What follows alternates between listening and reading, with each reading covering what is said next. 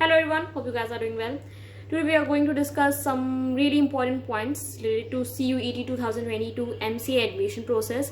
I want this video to be very precise and to the point, so let's go straight to the point. तो सबसे पहले मैं discuss करने वाली हूँ इम्पॉर्टेंट कॉलेजेस या टॉप कॉलेजेस जो CUET MCA 2022 में आते हैं. तो आप स्क्रीन पर देख पा रहे होंगे जो टॉप मोस्ट कॉलेज हैं CUET के लिए. जिस ऑर्डर में मैंने कॉलेजेस रखे हैं आप उन्हीं ऑर्डर में प्रेफरेंस अपनी लॉक कर सकते हैं. अब जैसा कि आपको पता है कि CUET में सिर्फ यही कॉलेजेस तो है नहीं, कॉलेजेस बहुत सारे थे, बहुत सारी यूनिवर्सिटीज़ पार्टिसिपेट कर रही थी. बट मैंने इन कॉलेजेस को इसलिए रखा है क्योंकि ये कॉलेजेस ऐसे हैं जहाँ पे फाइट सबसे ज़्यादा होगी और जहाँ पे आपको MCA करेंगे तो प्लेसमेंट्स में हेल्प मिलेगी.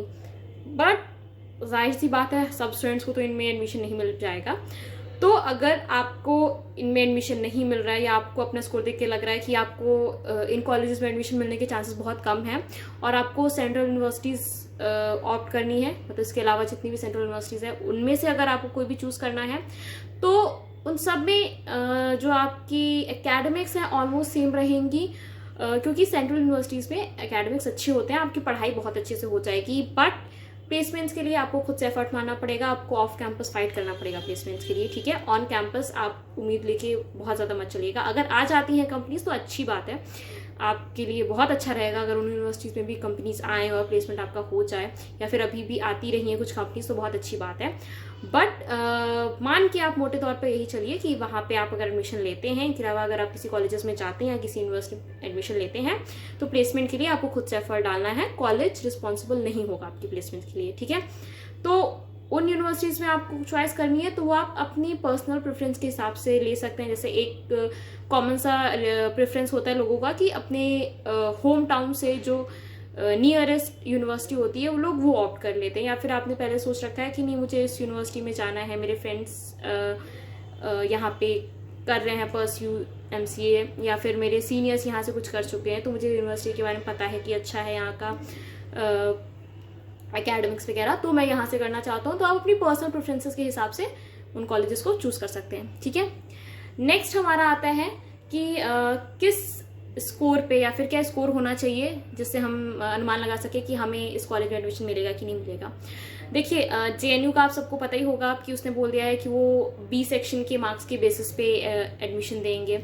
तो आपको ये भी पता है कि जो हाईएस्ट स्कोर गया है MCA के लिए वो 300 प्लस गया है. तो आप यहाँ से अनुमान लगा सकते हैं कि बहुत सारे बच्चे ऐसे हैं जिनका स्कोर जो है वो 250 के ऊपर है या फिर 200 के ऊपर है. ठीक है, तो 100 के ऊपर है. ठीक है, तो अगर इन टोटल आप मान के चलें, मतलब टोटल स्कोर अगर आप मान के चलें तो जिन स्टूडेंट्स के 250 प्लस हैं, ठीक है, वो सेफ हैं. उन्हें फॉर श्योर ये जितने मैंने अभी मेंशन किए टॉप कॉलेजेस, इनमें एडमिशन मिलने की प्रोबेबिलिटी उन स्टूडेंट्स की बहुत ज़्यादा है जिनका टोटल स्कोर 250 प्लस रहेगा. ठीक है, बहुत ज़्यादा का मतलब ये नहीं कि आप ये मान के चल जाएं कि नहीं मुझे मिलेगा ही.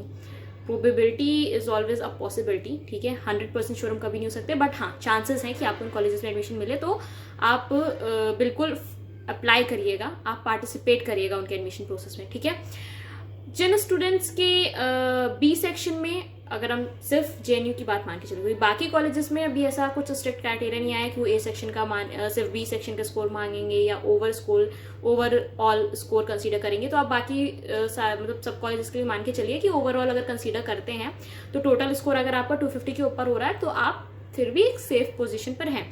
आपको टॉप जो कॉलेजेस हैं उनमें एडमिशन मिलने के चांसेस हैं.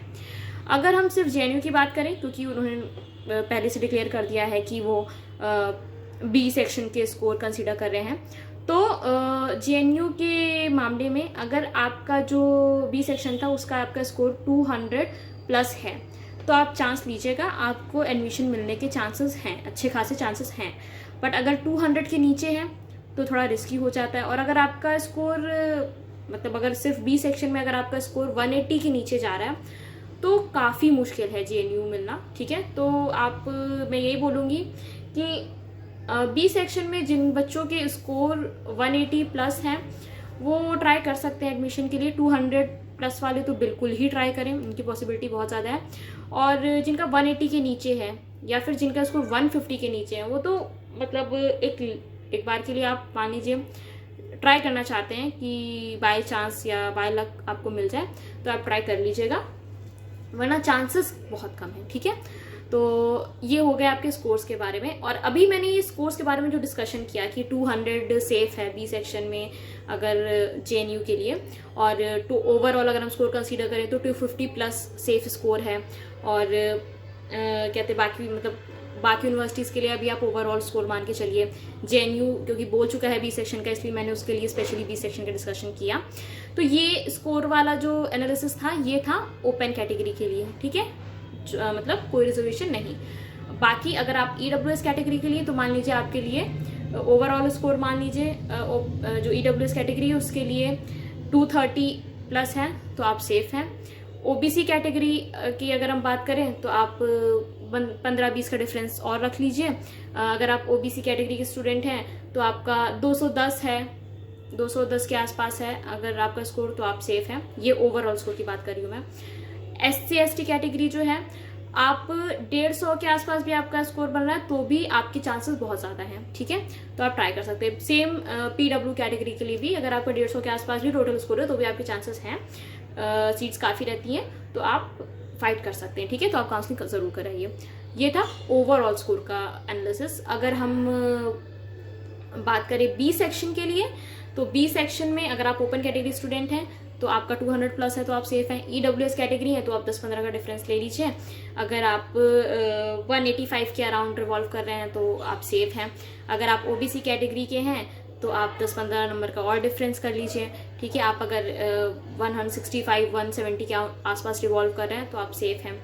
SC/ST कैटेगरी ओवरऑल स्कोर में और नीचे आप जा सकते हैं, आप 130 के अराउंड है या 120 के अराउंड है बी सेक्शन में SC/ST कैटेगरी के स्टूडेंट तो सेफ हैं। And same applies for PWD category also. ठीक है, तो ये था आपका स्कोर एनालिसिस। अब बात करें अगर हम एडमिशन प्रोसेस की तो देखिए हर कॉलेज का एडमिशन प्रोसेस अलग होगा। ऐसा कुछ नहीं है कि CUET का एक कॉम्बाइंड कोई एडमिशन प्रोसेस हो रहा है। हर कॉलेज अपना अलग एडमिशन प्रोसेस कराएगा तो आपको हर कॉलेज के लिए अलग फीस देनी होगी। ठीक है, आपका जो तेजपुर यूनिवर्सिटी है उसका नोटिफिकेशन ऑलरेडी आ चुका है। ठीक है, बाकी कॉलेजेस का भी धीरे धीरे आना शुरू होएगा। मान के चलिए जो अक्टूबर है आपका, ये पूरा आप एडमिशन प्रोसेस में आपका चला जाएगा। ठीक है, तो आपको अलर्ट रहना है। जिस कॉलेज का आपने सोच के रखा है नहीं मुझे इस कॉलेज में एडमिशन लेना ही लेना है, उस कॉलेज की वेबसाइट्स रेगुलरली विजिट करते रहिएगा। एंड वी विल ट्राई कि अगर आपको एडमिशन प्रोसेस से रिलेटेड किसी स्पेसिफिक यूनिवर्सिटी के एडमिशन प्रोसेस से रिलेटेड आपको स्पेशल या पर्टिकुलर वीडियो चाहिए तो वी विल ट्राई कि हम वो भी आपको प्रोवाइड कर पाएँ। लाइक तेजपुर यूनिवर्सिटी का नोटिफिकेशन आ चुका है तो वी विल ट्राई कि आपको तेजपुर यूनिवर्सिटी का एक सेपरेट वीडियो उसके एडमिशन प्रोसेस से रिलेटेड हम आपको दिखा सकें। ठीक है, तो ये था CUET एडमिशन 2022 फॉर MCA के रिगार्डिंग वीडियो। एंड सॉरी ये वीडियो काफ़ी लेट अपलोड हुआ है। अब हम कोशिश करेंगे कि अब हम जल्दी वीडियोस अपलोड करें और इन्फॉर्मेशन आप तक सबसे जल्दी पहुंचाने की कोशिश करें। So this was all about today. Thanks for watching and stay tuned.